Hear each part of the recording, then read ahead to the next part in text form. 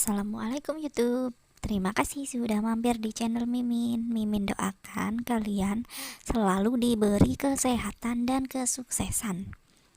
Film yang akan Mimin ceritakan kembali kali ini adalah Pos Pampa. Film ini adalah kisah nyata tentang kasus pembunuhan 50 anak kecil di India. Sumpah bikin merinding banget, Rek. Langsung aja kita mulai ceritanya. Di awal film diperlihatkan seorang wanita yang meninggal dan ada dua putrinya yang menangisi kematian wanita tersebut. Kemudian cerita berlanjut. Ada dua orang yang berkunjung ke penjara untuk meminta izin membuat film dokumenter tentang hukuman mati yang akan diterima oleh tersangka pelaku pembunuhan 50 anak kecil. Ada dua tersangka pembunuhan kasus ini. Mereka adalah kakak beradik. Yang pertama adalah Rega, yang kedua adalah Sika. Wawancara untuk Rega dimulai. Rega digambarkan sebagai sosok yang agak menyeramkan karena beberapa rambutnya ada yang rontok dan terlihat seperti orang yang kurang waras. Selama wawancara, ada seekor kucing hitam yang menemani mereka. Sungguh menambah efek horor. Di awal wawancara, Rega menjawab pertanyaan dengan kata ya, ya. Hal ini membuat Nikat kesal. Namun akhirnya Rega mulai menceritakan kisahnya. Rega kecil hidup dengan melihat ibunya yang menjadi pecandu narkoba dan juga pelacur. Rega sering dipukuli ibunya. Hal ini membuat dia berdoa agar ibunya segera mati. Setelah Rega bercerita, Nikat dan Gundip sedikit terdiam. Rega kemudian menakut-nakuti Nikat. Sosok Rega membuat Gundip semakin yakin Rega memang psikopat.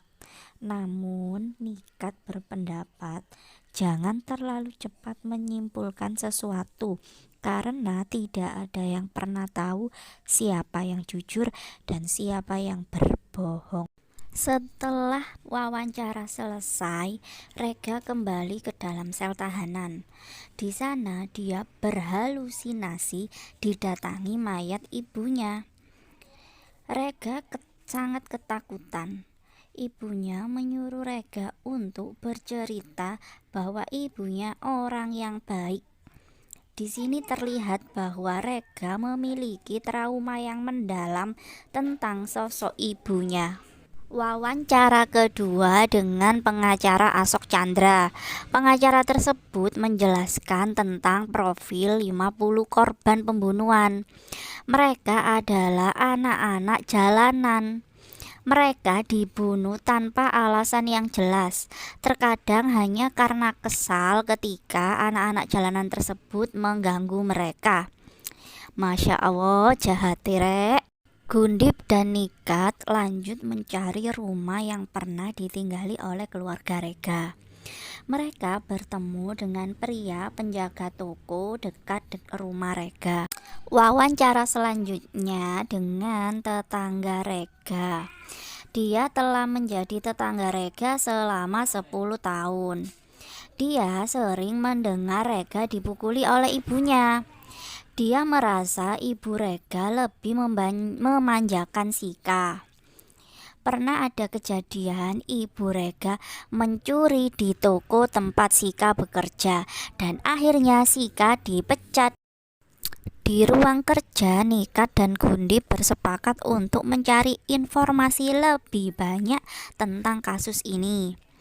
Tapi mereka belum mendapatkan izin untuk mewawancarai Sika. Kemudian mereka membahas hasil wawancara mereka dengan agen CBI. Agen CBI mengatakan dalam setiap kasus pembunuhan yang pertama dicari adalah pembunuhan tersebut terorganisir atau tidak. Baru kemudian menganalisis kejahatan untuk menganalisis penjahatnya. Cerita berlanjut ke masa kecil Rega. Rega yang kala itu merengek karena lapar membuat ibunya kesal dan memukul Rega. Kemudian ibunya menangkap seekor kucing dan membunuh kucing tersebut di depan mata Rega. Hal ini sepertinya dia lakukan untuk membuat Rega takut dan tidak merengek lagi. Astagfirullah, sadis. Di kantor, Gundip dan Nikat sedang berdebat. Gundip menganggap baik Rega, Sika, dan juga ibu mereka adalah psikopat karena dengan tega menyiksa dan membunuh anak-anak. Tetapi di sini Nikat memiliki pendapat lain. Gundip mendapatkan telepon dari pamannya. Dia mendapat kiriman beberapa dokumen terkait kasus pembunuhan yang sedang dia jadikan film dokumenter. Karena menganggap dokumen-dokumen tersebut sangat penting, Gundip pergi ke Nasik sendirian. Nikat mengatakan dia hanya punya waktu besok untuk wawancara dengan Sika, karena Sika akan melakukan persidangan di Mumbai.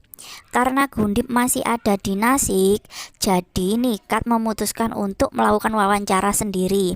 Hal ini sebenarnya tidak disetujui oleh Gundip karena dia khawatir jika Nikat melakukan wawancara sendirian. Nikat pun tetap melakukan wawancara sendirian. Petugas penjara mengatakan bahwa Rega dan Sika tidak bisa berada di penjara yang sama karena mereka selalu melakukan keributan. Petugas juga mengatakan tentang masalah kesehatan mental Rega. Nikat pun bertemu dengan Sika. Sosok Sika terlihat sebagai wanita yang kalem dan pendiam. Bahkan petugas penjara bersikap ramah pada Sika. Sika menceritakan saat dia masih bayi, mereka diusir oleh ayahnya. Mereka berdua diasuh hanya oleh ibunya saja. Saat itu mereka tidak punya uang. Mereka bertahan hidup dengan cara mengemis dan mencuri. Mereka bertiga melakukan aksi pencurian secara bersama-sama. Suatu hari Rega mengatakan ingin bersekolah, tetapi ibunya marah dan memukuli Rega. Ibunya sangat mudah marah dan memukul Rega, tetapi hal ini berbeda dengan yang dia lakukan pada Sika. Rega dan Sika tumbuh dengan melihat perilaku buruk ibunya, sehingga wajar ketika mereka pun ikut meniru sifat buruk tersebut. Di sini Nika terlihat kasihan kepada Sika. Nikat dan Gundip bertemu. Mereka memiliki pendapat yang berbeda. Nikat meyakinkan Gundip bahwa Sika itu tidak bersalah dan perilaku Sika tidak seperti psikopat. Namun Gundip kurang setuju. Dia yang telah membaca banyak file-file laporan kasus Rega dan Sika memiliki pemikiran yang berbeda. Wawancara kedua untuk Rega. Rega menceritakan tentang awal mula ibunya bisa menikah dan melahirkan Sika. Ibu Rega saat itu bekerja sebagai pembantu di rumah tetara lajang yang bernama Darmes Deshpande. Darmes jatuh hati pada ibunya Rega dan akhirnya mereka menikah. Kemudian Sika lahir. Keluarga mereka terlihat harmonis. Namun, di sini diperlihatkan ibu Rega masih sering mencuri. Dia tidak bisa sembuh dari kebiasaan itu. Wawancara berikutnya dengan rekan kerja Darmes Deshpande. Dia menceritakan tentang kebodohan Darmes yang menikahi ibu Rega. Suatu hari di sebuah pesta, ibu Rega ketahuan mencuri sendok. Masya Allah, sendok yang dicuri. Hal ini sangat membuat Darmes malu dan marah. Darmes pun akhirnya mengusir Rega, ibunya, dan juga Sika. Kemudian diperlihatkan Nikat dan Gundip sedang mewawancarai Rega. Rega bercerita dengan ekspresi aneh, terkadang serius, terkadang dia tertawa, terkadang sedih. Dia menyebut ibunya adalah wanita yang tidak baik. Saat Rega dan Sika di penjara, ayah mereka, Darmes Depande, meninggal dunia. Sehingga sekarang mereka berdua tidak punya ayah dan juga ibu. Dan sebentar lagi mereka pun akan dihukum mati. Kemudian diperlihatkan Rega yang kembali berhalusinasi di dalam penjara. Dia kedatangan ibunya yang sudah meninggal. Kemudian dia juga seperti ketakutan dan merasa bersalah, teringat akan pembunuhan anak kecil yang pernah dia lakukan. Wawancara kedua untuk Sika. Sika menceritakan pertama kali kejadian pembunuhan anak kecil yang dilakukan oleh ibunya. Saat itu ibu mereka dikeroyok warga karena ketahuan mencuri. Kemudian Rega dan Sika yang sedang lapar merengek pada ibunya. Hal tersebut membuat ibunya emosi. Kemudian diajaklah anak kecil ke suatu tempat, dan di situ ibu mereka membunuh anak kecil tersebut. Hal ini sengaja diperlihatkan di hadapan Rega dan Sika agar mereka berdua tidak merengek lagi. Di dalam mobil, Gundip dan Nikat sepakat. Sepertinya mereka menganggap di sini Sika itu tidak bersalah dan tidak pantas menerima hukuman mati. Kemudian mereka mewawancarai polisi yang bertugas untuk kasus ini. Polisi tersebut memberikan beberapa laporan terkait Rega dan Sika. Di sini Gundip menemukan fakta adanya laporan pemerkosaan, tetapi tidak ditulis siapa yang diperkosa. Polisi terdiam karena merasa melewatkan kasus tersebut. Selanjutnya Nikat dan Gundip kembali mewawancarai Rega. Dia bertanya tentang kasus pemerkosaan tadi. Tapi Rega malah menceritakan tentang ibunya yang berjanji memberi dia anting emas jika dia mau membunuh Vinet. Wawancara berlanjut pada seorang wanita kerabat istri Darmes yang kedua. Vinet adalah anak dari pernikahan Darmes yang kedua. Dia terlahir autis. Kemudian cerita flashback saat Rega, Sika, dan ibunya kembali ke rumah ayahnya. Mereka meminta maaf dan ingin kembali hidup bersama. Namun ternyata Darmes sudah menikah lagi dan memiliki anak. Hal ini membuat ibu Rega kesal dan akhirnya mereka memilih untuk mengontrak rumah sendiri. Bibi Vinet mengatakan dia tidak menyukai Pragja. Ada salah satu putri Pragja yang sering bermain dengan Vinet, sedangkan putri satunya terlihat cemburu pada Vinet. Cerita berlanjut ketika Gundip dan Nikat mewawancarai Sika.